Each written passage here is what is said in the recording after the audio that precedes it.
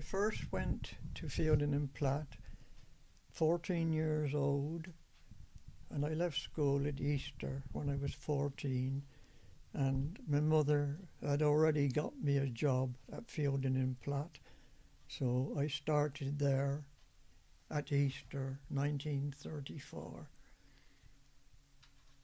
I think my mother actually knew the timekeeper at Fielding and Platt. His name was Bill Morris, and he gave me the job. But I was always interested in woodwork, which was what pattern making was. The neighbours, we lived in Melbourne Street in Tredworth, always said that Stan must have been born with a hammer in his hand, because I was always hammering nails and stuff, sawing up. Yes. But it's a fair old chunk of wood that I'm trying to saw, and the timber all came in that size, which was about 10 to 12 inches by about 3 to 4 inches, and it was yellow pine. We only worked in yellow pine. That was the best timber for pattern making because it didn't shrink or warp, yellow pine. And it was the best firewood as well. It didn't split, jump out.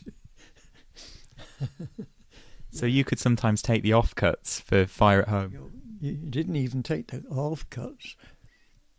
You always cut up some decent wood on the bandsaw to fit in your pocket.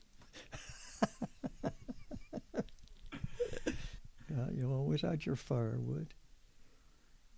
That's a drill, a hand drill, and I'm actually drilling a hole in a piece of wood there.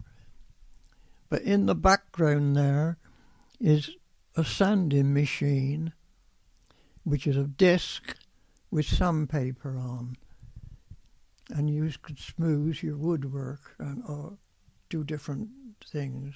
And one of my jobs as an apprentice was to change the sandpaper on that disc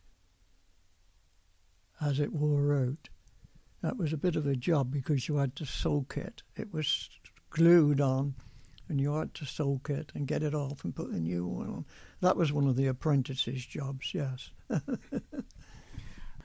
I can't really say what I was making, but it was some part of pattern, whatever it was, yeah. To a blueprint, yeah.